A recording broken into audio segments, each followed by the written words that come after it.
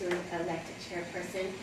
If we have more than one nomination, we'll do a written ballot, and then I'll just compliment and announce the chairperson. Oh, thank you. We're going to grant permission for Westcat to videotape. So can I open it for somebody to pick a nomination or several nominations? I nominate Mary Ann. I'll second. We have how many seconds? Do we have any other nominations?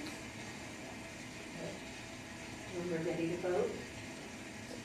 Would you like to accept the nomination?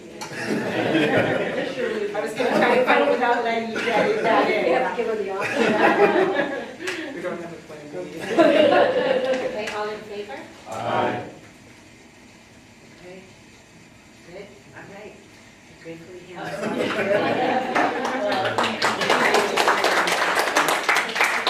Thank you very much. I don't think we have much an agenda. No, so nice. That's the second one. Remember we had that funky little storm, and so they needed a little bit more money. I promised that we wouldn't have any more. Oh, John said he cursed himself because at our staff meeting, it's like, I think we're good, we're all set. The money had been approved, but they needed to vote in 125,000 additional, so we need to approve. Is there a motion to approve? Do we know how much they had total? The first one we did was 250, wasn't it? Yeah. So this is the, yeah. This is late. Yes. We agree with that. Yes. So was that, did somebody make a motion? Yes, Yeah, Julie did, Is there a yeah. second? Second by Jim. Any further discussion on this? Seeing none? Just so clear, Sorry. so they exceeded their budget for FY16 by 375. Yeah, so with Snow and Ice, they don't actually do a budget. It's sort of, it's a line item that they kind of pull from money, and so they go to the as needed, not as needed for every storm, but they go to the selectmen and request funds. It's one of the few, by the state law, it's one of the few items that the Finance Commission is selecting to authorize spending beyond, because it's so unpredictable. Yes. And the state does it, all the cities and towns have to do it. So the sync check is really the selectmen of FinCom, to make sure that that's what the sync check is supposed to be. Any other discussion? Hearing none, all in favor? Aye. Any opposed? Abstained? That carries. Well, I just want to say, I think we had a great year this year, and it really is a privilege to serve with all of you. I really mean that. I think we got a lot done this year, and I think we did it well. And I'm very proud of the work we did, and I think from my prior years, I think this was the best year I've ever served on FinCom. I just think we've got a great group of people who are very respectful of each other, even though we don't always agree, which is good. That we don't always agree, that's very healthy, and I'm really proud, particularly of Jim, who stood up at town meeting and took what might be considered an unpopular position and defended it, and that's hard to do, and so thank you for doing that. And I think you did, I think you defended it in a very respectful way. He did. I thought it was very. he absolutely did, and that's hard to do, so I hope that continues this year, and I hope you'll let me know what you think we can do better going forward next year. A better job. I have no other business. Just two comments. I thought the committee reports were superb. I think the respective groups that came in, I mean, they were just amazing. And I thought the write-ups, I wonder how many people really take to read those write-ups, how thorough they were. So I think it's one of the best write-ups that's ever done, especially by the committee. One observation, and it's just maybe a reflection of some of it's much of a process question. I think at the end of the day, this town will and has to support what needs to be done at the school. Not a question about it in my mind. I also think that it's going to require substantial capital expenditures. Unless something magical happens, we're going to have an override. And so if there were a message we could get out there, that is, I think the process we go through to make those decisions is so critical. And I hope the school committee recognizes that they need to engage the town in this. You can sit back and do it in an instant way, but I think if they reach out and rely on some of the skill sets, by the time you get to town meeting, you know, we have the debates, there'll be disagreements, there's, everybody wants their kids to walk to school, not walk to school, those things all get worked out. But to me, at the end of the day, I'd love to see the town, when we finally make the decisions that we have to support the schools, it's a process that people feel good about. And what I'm nervous about, we learn so much in these task forces we set up, the opinions we hear, stuff we're not aware of, listening to people. It's amazing the stuff you uncover and understand. Sensitivity over tennis courts. I mean, there's a lot of things you pick up. And, you know, I think the school committee is capable of generating a lot of support, but I think of all the elements in town, I think of everybody else, they just need a process.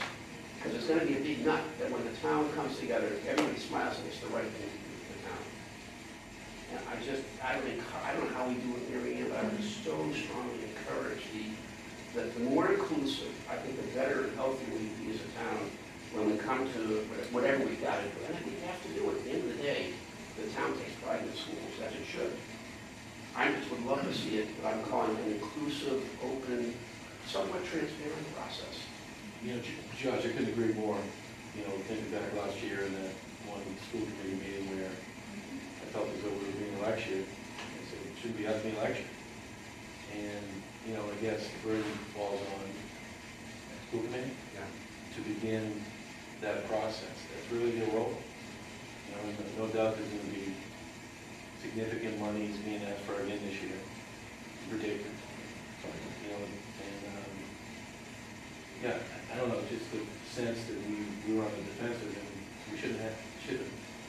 One of the things that happened to me when I went to vote, I was amazed at how many people watch Westcat and don't come to our meetings. I had 3 or 4 people come up to me and pull me aside at, you know, town election, saying, gee, we watched the comments we made. We frankly appreciate that somebody's pushing back a little bit.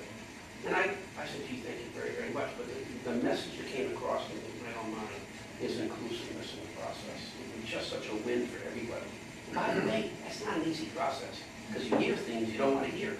Everybody's not going to agree with you. I think it's so much healthier, even as we learn as a group, to talk the issues out, to respect each other, and you'll come to the conclusion where we're not going to worry going into town meeting, to be honest with you, if the town is behind it, this is what's going to get done.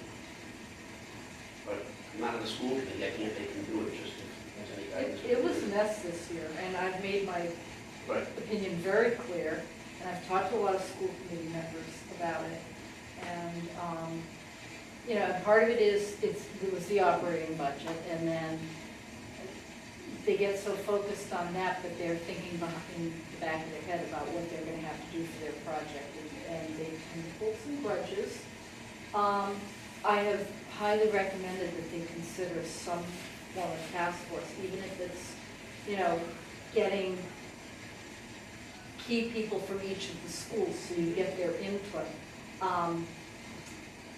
They think they've got the expertise and they know their people, and it's not been well received at all, and I don't think it's going to happen that way. It's going to be, when you say it's not one of the School committee knows what they're doing, they've got the expertise, they know their people, they know, and it's not, and it's the administration too. I mean, there's not, they just kind of don't want to get down, you know, they want to make their own decisions. And then that is also the issue on their operating budget as well, that they don't like being told that this is the amount they have. So I've made it really clear that that might be a repeat next year. Now they are, Thursday night, they're voting their contract, I think, has been ratified. They're voting for their, I'm not sure if they are accepting the contract from, but anyway, so we'll know what the collective bargaining number was. So we'll know, that will be a big certainty that will be definite for next year's budget. So, and from an operating standpoint, I think they've kind of indicated, yeah, they can hit 4% next year, we'll see. And I have the selectmen are supposed to be involved in those negotiations, correct? A selectman, not during the negotiations. A selectman is involved at kind of the end of it. And as a courtesy, there's supposed to be some discussion at the beginning, but courtesies haven't been happening. Because that sets a precedent really for the rest of the town, doesn't it? Yeah, the problem we had with the schools this year was the first time they operated under the belief that they've got budget autonomy. And they sort of do within their budget. But then when they want something beyond their budget, however that's defined, or when there's surplus for the town to consider like we had this year, then it's not something that they can handle autonomously. And so the issue is there's always issues like that. They could decide to do a 12% raise in the union contract and blow their budget and need to come back and say, well, we need to take it somewhere else. The real issue is that their budget autonomy goes to, here's what the school gets and now you guys can whack it up. It doesn't go to how big it is. Exactly. And the other thing is the schools have got to make their case. I think George is saying it really the right way, and Mike is saying as well. They've got to make their case to the town that they should be prioritizing a certain way. And it's not necessarily that they're going to win that battle, because you've got the DPW that they say they want to spend $20 million on, the town hall they want to spend money on. There's a lot of different priorities. I think they'll be able to make their case. I believe that I'll be convinced that that's a priority. But the truth is that they don't have autonomy over that. They don't have autonomy over the whole budget. They have autonomy over what's given to them. They need to understand, and it should be articulated to them, that how big your budget is and how you're prioritized is, it's decided at long range and with the selectmen in front of us. I think that's, unless I'm... And they will not do long range.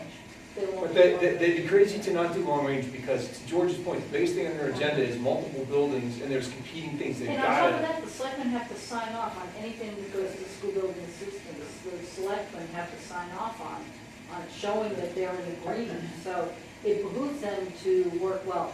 They did not want to, normally there is a budget steering committee Yeah. that will meet early on, and that's when they kind of get their guidance, that for some reason they said, oh, it can't be budget steering, we've got to have our whole, all the selectmen and all of the school committee members have to meet. Never happened that way. They wanted to change the way that it was done with it wasn't really clear why. I think they were just trying to get, And the way the dynamics have changed, I'll be honest with you, to some extent, I felt that they were threatening us with a very difficult town meeting floor. So there was a sense we reached a perfect combination, but at this point in time, that pressure's off the municipal side of the budget. And what I'm saying, we can be, oh gosh, let's keep the wounds. I'm saying forget all that. Work together with us and work as a town. So we can literally celebrate together when they've got to go in front of the town. This is what we need for our schools. Because at the end of the day, we have to and will support our schools. It's what are you going to do to the process? What are you going to do? I think we have an opportunity as a town to really come together around this. And the other thing that Mike's absolutely right, and I think I told everybody I happen to have the joy or pain of being budget director during Prop 2.5. And the issue is fiscal autonomy is within the budget they get, whether it's by a town council or the selectmen. How they spend that money, one of the questions I had, where's the fiscal oversight? Is there an audit? Do they have a fiscal oversight? Yeah, that's where I struggle, because there's no accountability relative to the monies that were spent last year, in last year's budget cycle. So each and every year they come and that's their base. And where is the incentive to be creative, to identify $125,000 a year savings for the next 20 years, incorporate that as part of their planning? And there is none. I pointed that out because I said one of the things I want to know is if to the extent that they don't use all of that collective bargaining number, where are they using it? And I got well, that's our money. I'm like, I know, but how about some accountability? And quite frankly, school committees are supposed to at least vote if it's going from salary to a non-salary item. They're supposed to, and there's kind of no real. But do they have any, are they required to do like an annual audit? Do they have somebody? When the town gets audited, they get audited. They get audited, that's the process. Could you ever see, there's this proposed budget that was approved. At the end of the year, do we say, where do they spend the money according to the proposed budget? I mean, they can spend it any way they want to, but. Pretty much. Well, and they do a quarterly, there's a, they're not always really good at that, but quarterly there's a presentation, and they pretty much spent, because of the way the fiscal year, when they're spending a lot of their money, it's not a salary, it gets spent in the summer, in the beginning of the year. But the incentive is use it or lose it. And that's Oh, the yeah. mentality they have. And that's what encourages, in my view, waste.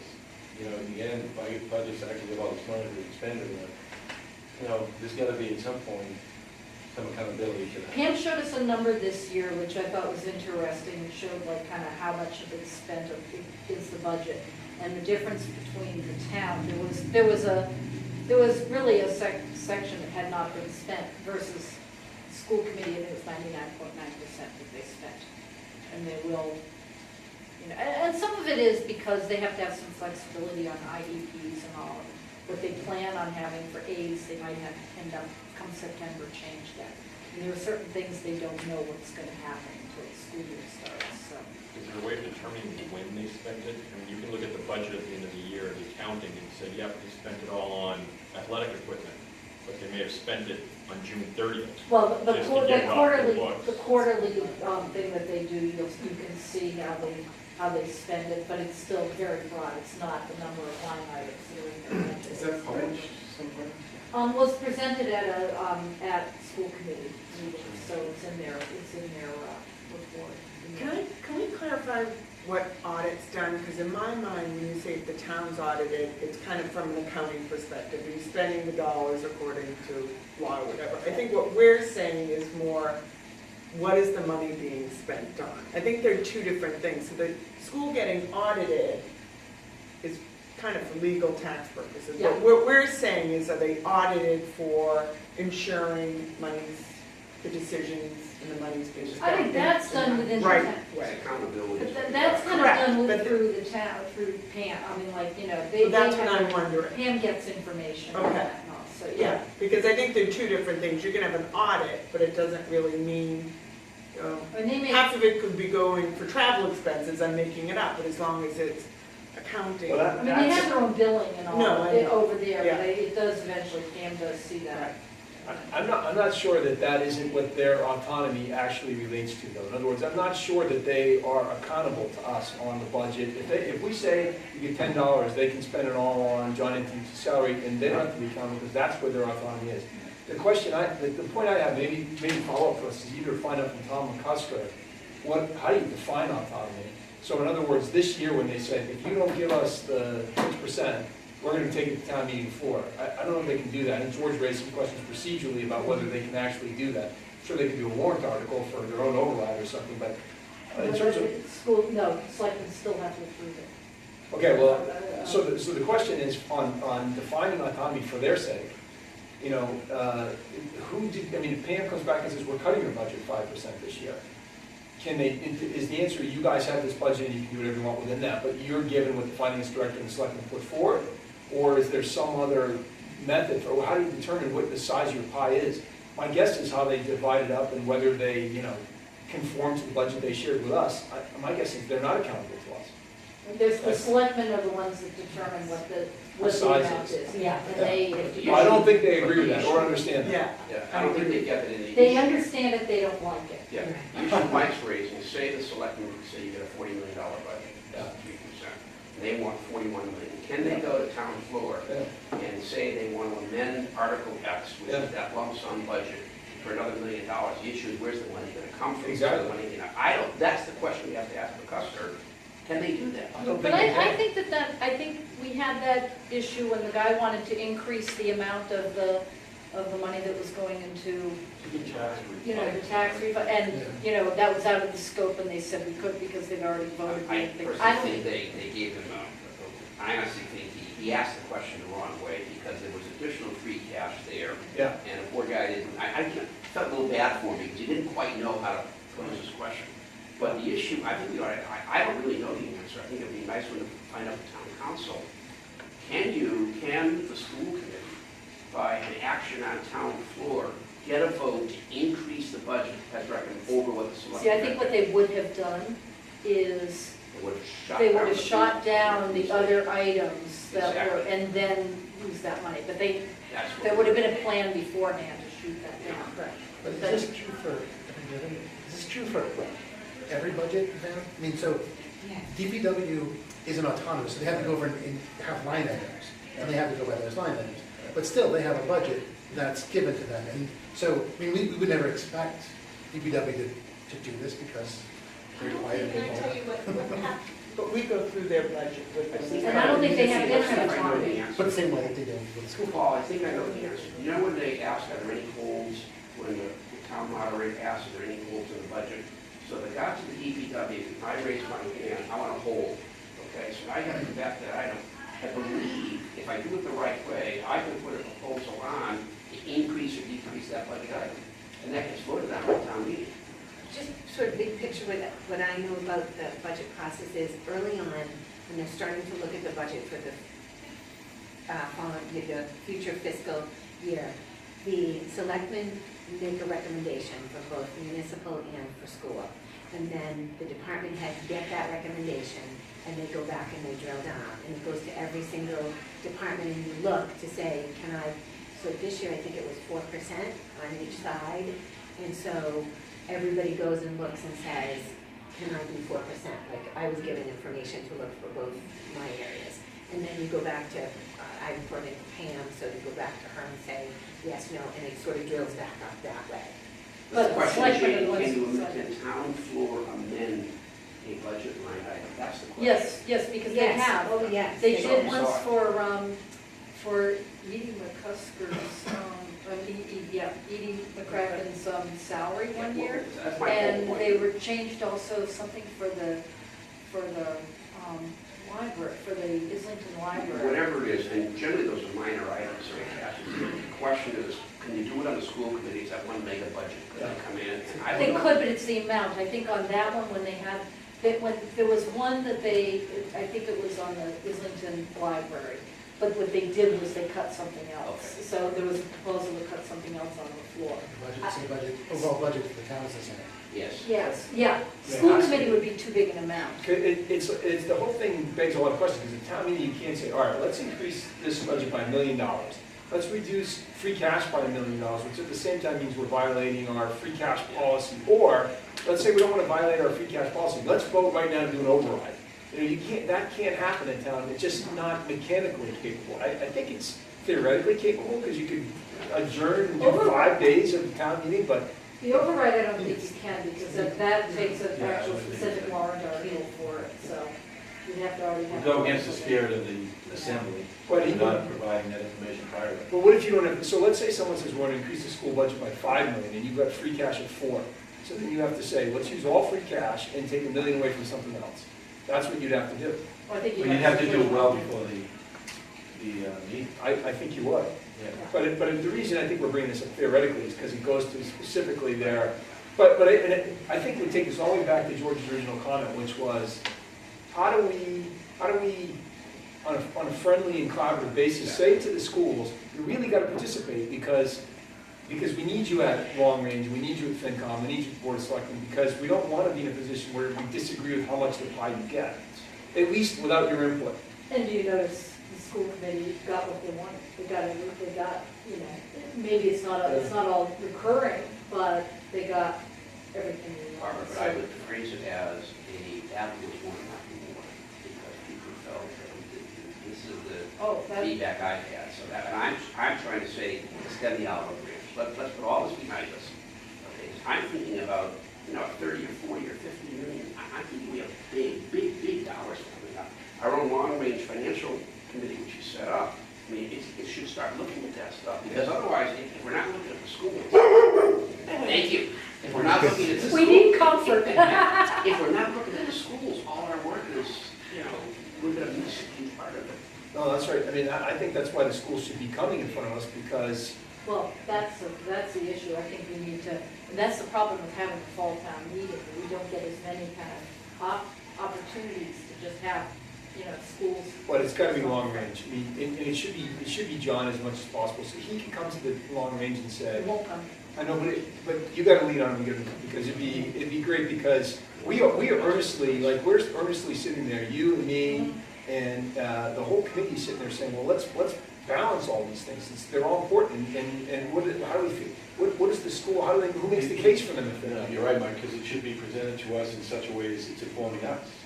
Right. So if we're going at a meeting where they show up and they start, pointing at us, getting everyone all riled up, and that's the defensive position we find ourselves in, like, what is happening here? This is crazy. And of course Cindy, remember that meeting, some woman standing up and accusing her of doing things that was totally inappropriate, but, that's what happens. It's almost like it's something being incited. So to avoid that, Yeah, oh. I think that, we have to continue this conversation. Planning's done a lot. I think that committee around the capital investments have done a lot. So the train's left the station. In my mind, it's whether school wants to get on board or not. And if those decisions come in late and the plan's set and it's gonna be a lot harder to penetrate any budget things come next spring. But I mean, also- that has to be part of it. I think For we're. long-range financial planning to do its work, if you don't have that This is information, a or big we don't chunk. have that data, Right. we can't assess the true capital needs, we can't assess working with Pam, how we're gonna fund all this. And even as you came back and said, there's huge demands out there, way beyond, but the DPW didn't come in and say, I gotta have my $20 million now, but the needs out there. Right. And so it's almost saying to the superintendent, we're not telling you, come in and tell us what your needs are. Let us understand it so we can start to get a little picture. But I think I guess. So do you put that in writing? Does FinCom need to formally put that in writing to school committee? I To don't just know. say, looking forward, Josepha's looking gonna to be the collaborate. chair this year, and she does, she comes to the She long-range does, planning. yeah. The problem is, it really comes to John. John, and Heath will come to it, the communication does not necessarily get back to John. John is the problem, there's no question. Well, John's got a lot of, John didn't have to always do it, but we had Brian Kelly at one point came to one meeting, and it was good to have him there, and it was good to have Joseph at those various meetings, so those are. But when you're really talking about, he also needs to kind of hear, because part of the problem during this whole budget thing is what I was hearing from the school committee was their concern was that, was really the fire station, or the police station was being done under, and that there wouldn't be any money for them, and they would have to go out 2.5. And I'm like, if you're talking about the numbers they're talking about, and potentially not getting reimbursement, Yeah. we're gonna have to do an override no matter what, but it might not be as, I think because of growth and all, it won't be as big as what they think. No, but that's exactly the thing. But they wouldn't come and listen to them. Mike, you're right, you also attend the town's long-range financial. Yes, Yeah. that's what we're talking about. That's what. So that's what is that what we want to try and push it? He did come once, I think it was kind of before, it was before you Before were me, involved.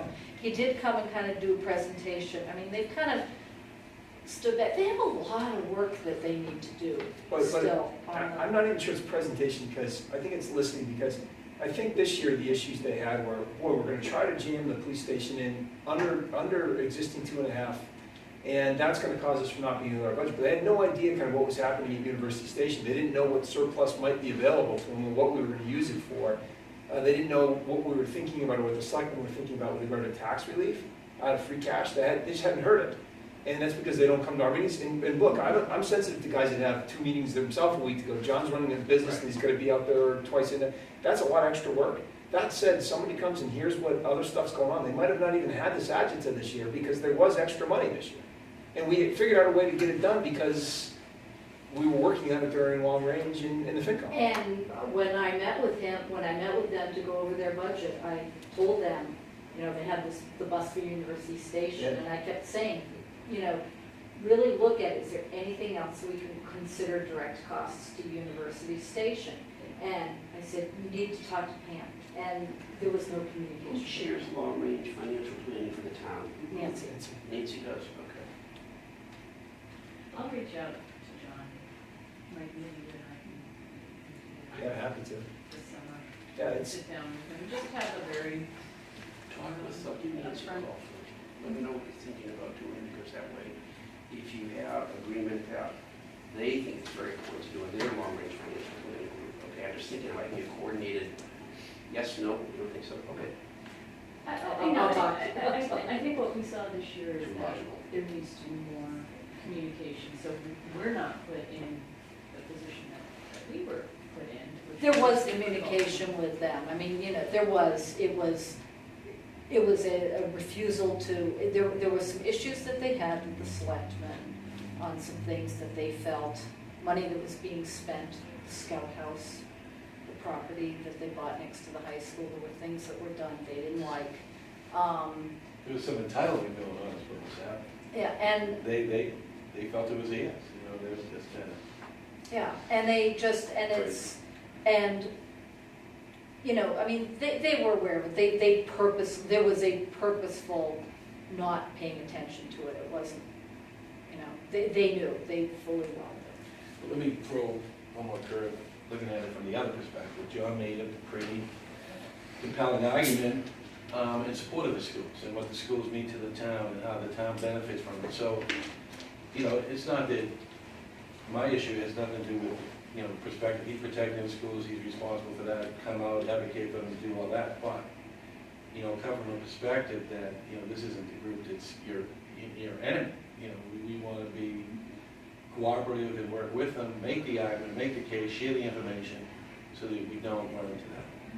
Because if their only play is at the end of the period to bring a bunch of parents in and screaming down, don't you want our kids to get a good school? And they really haven't gained much.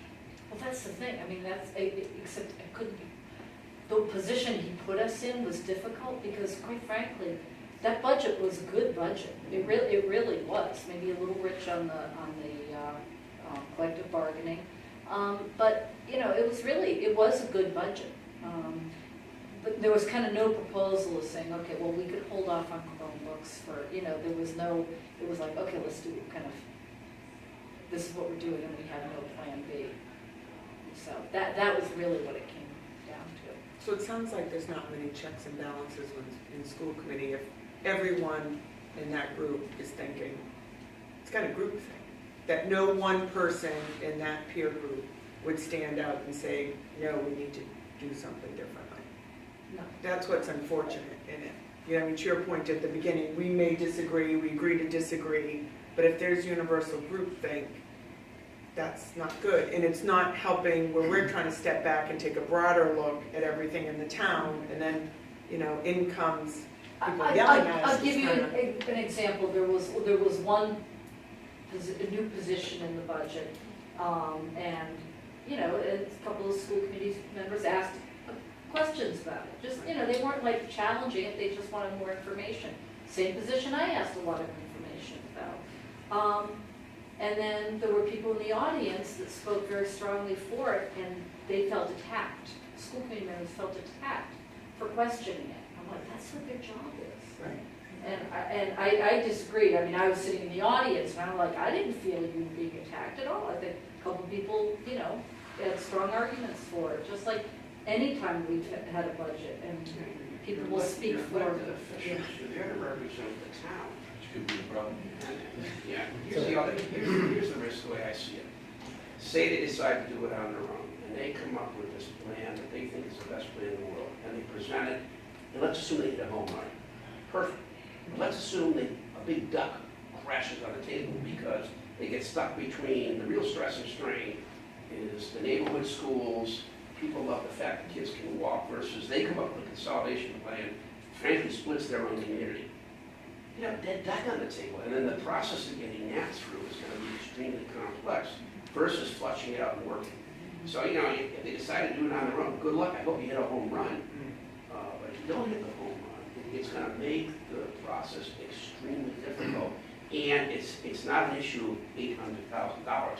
This is I'm guessing a $40, $50 million, probably one of the biggest capital needs the town's had to confront since the high school. I mean, we tried, I've been on the committee, I was on the committee when we tried to do what we consider a small redistricting, which was a disaster that went nowhere. My view is you keep your friends close and your enemies closer. You're going to have to convince these people at some point that this is right for them from an educational standpoint, that their kids will be fine. So do it in the beginning when you're going to be, do it in the beginning when you're doing your plans and get these people. You know what, Barbara, he may find that he has allies in FinCom and other parts of the town to support the difficult position he has to take, where he can't satisfy his entire constituency.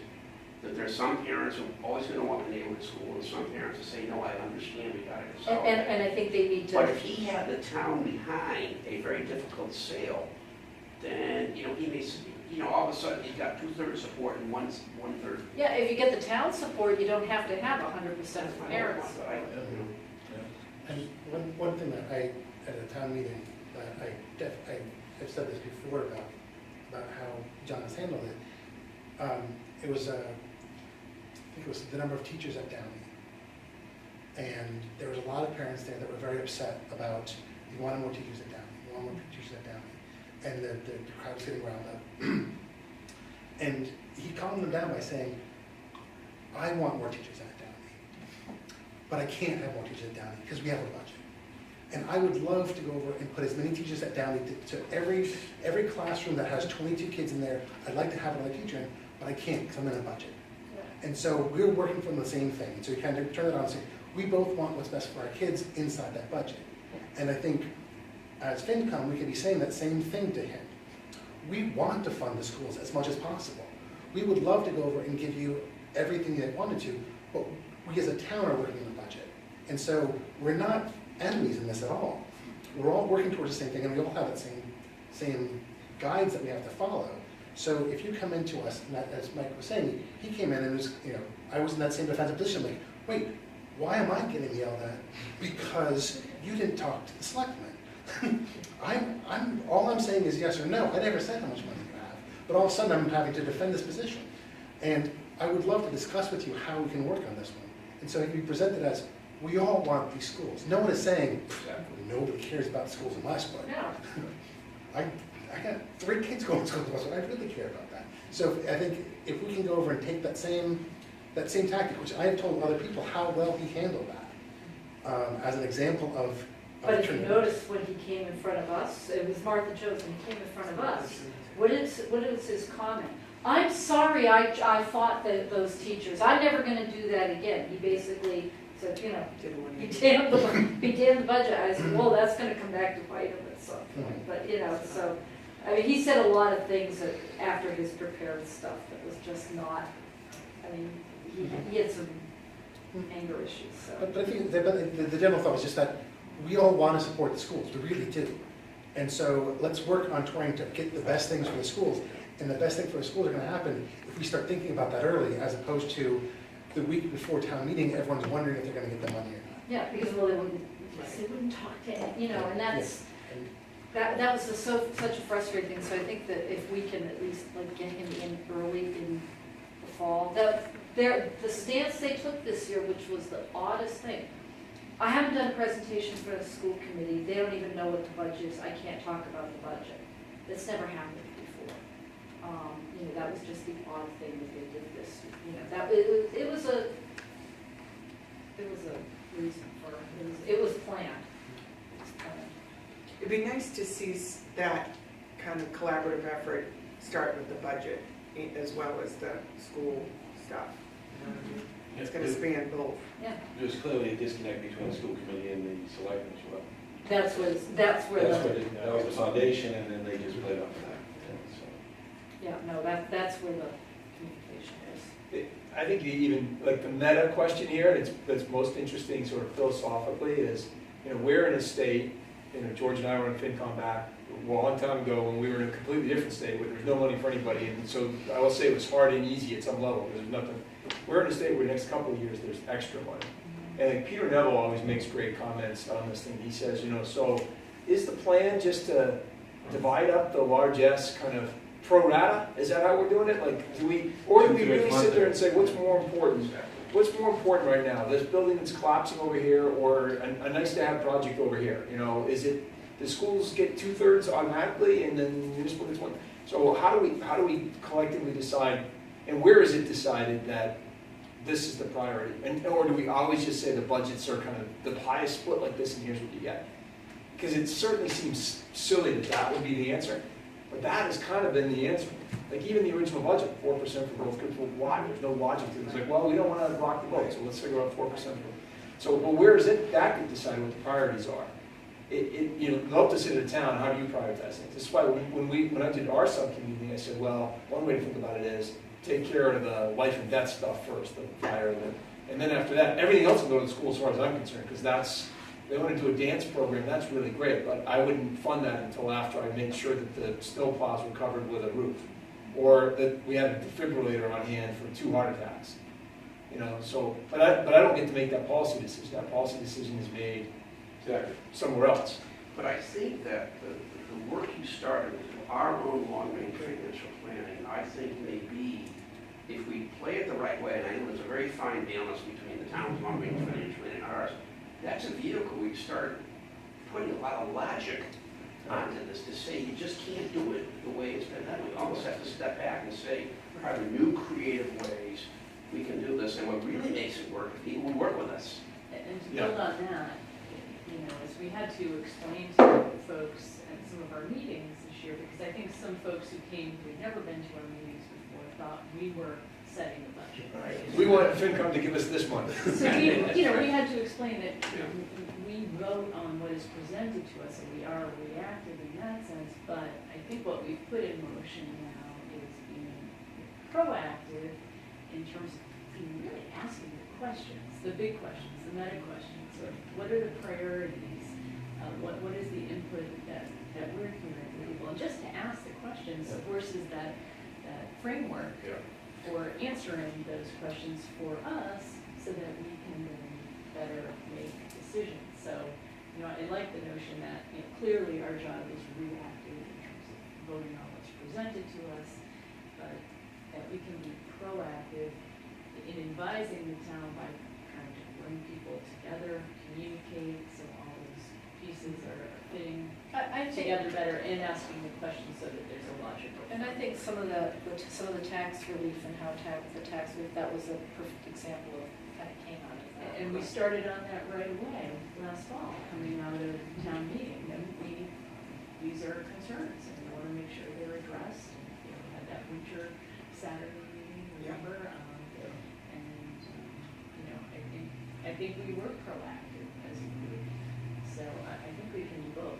Yeah, and if I'm John or I'm in the school committee and priorities are being talked about at a meta level, and that's happening at the selectmen's long range, then I better be there.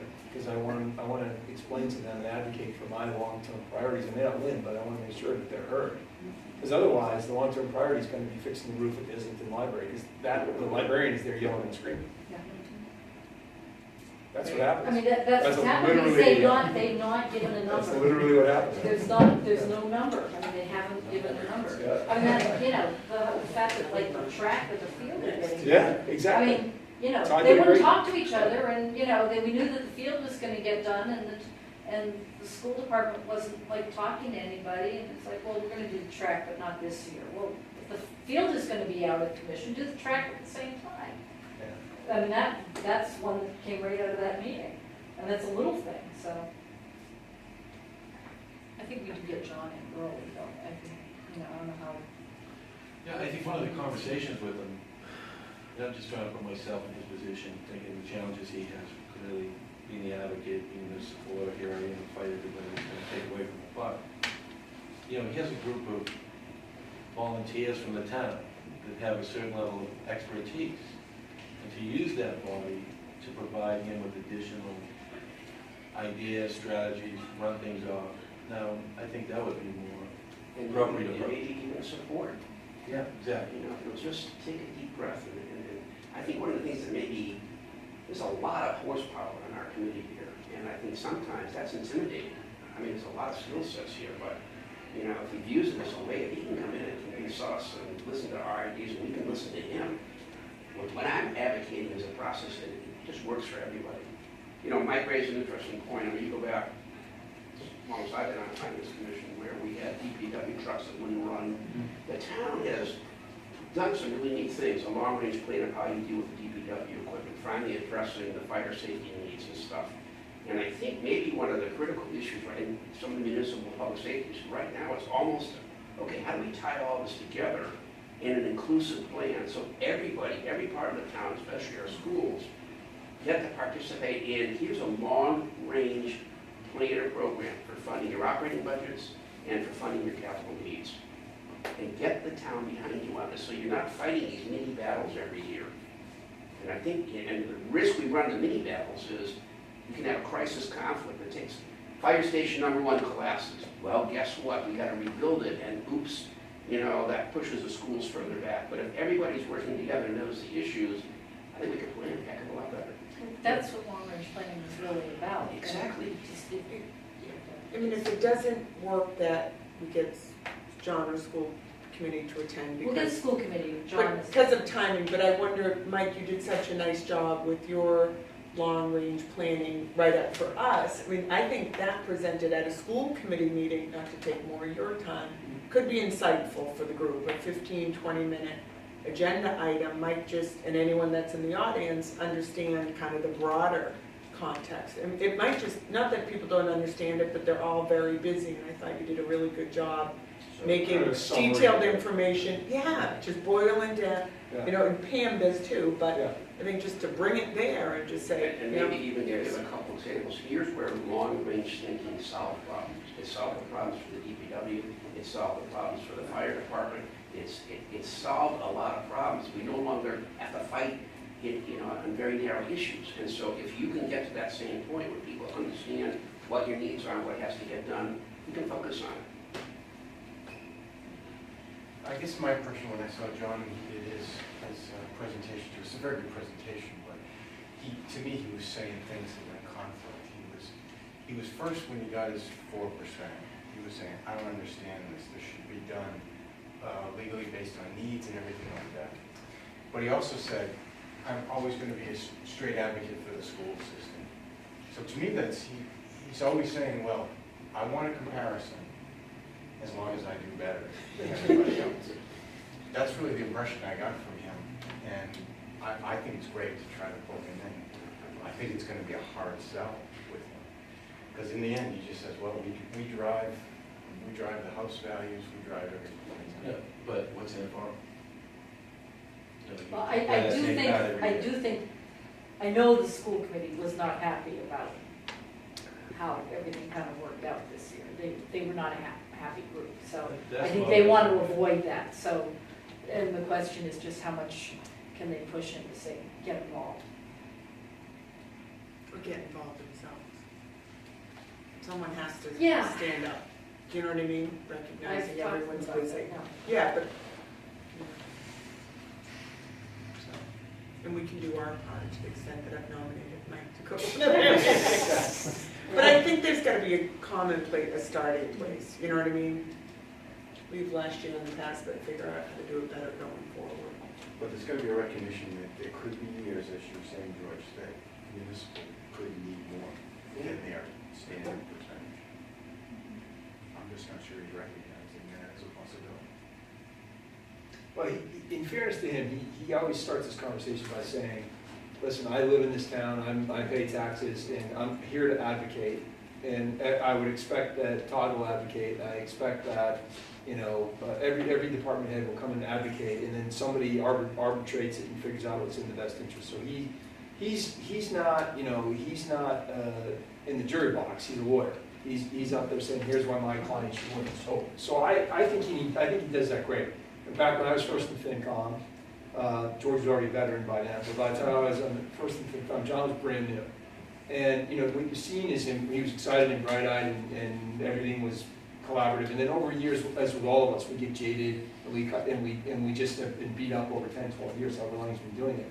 And so I understand his frustration making this. I heard that same pitch 12 years ago about home values now. We've heard that all before. But he's really good at what he does, I think. I think the school, I have 3 kids who've been through the school too, still in it, and they give great service. And these kids are so successful, and I think a lot of it's because how great our schools are. So I think he's a town treasurer. I think Nancy's town treasurer, and Nancy's got her eye on. Frankly, long range has happened to some degree because Nancy's almost like a one-person Politburo. She's been keeping an eye on everything, whether you're at that meeting or not, with Pam's help and other people's help. I don't mean to mean anybody else, but I do think we have to recognize John for what he is an advocate.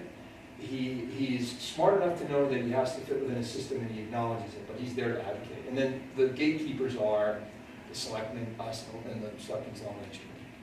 I think the But we difference. can't punish him for coming in and fighting for Will. No, That's his. you know what the difference was this No, I know year? that's not your point. I He's know always it's- done just that. adding to- He's always done that, and which is what he should do, and I mean, I can tell you, budgets are so much better than they used to be. I was here for Paul Ash and then on to John, and just, it is so much better.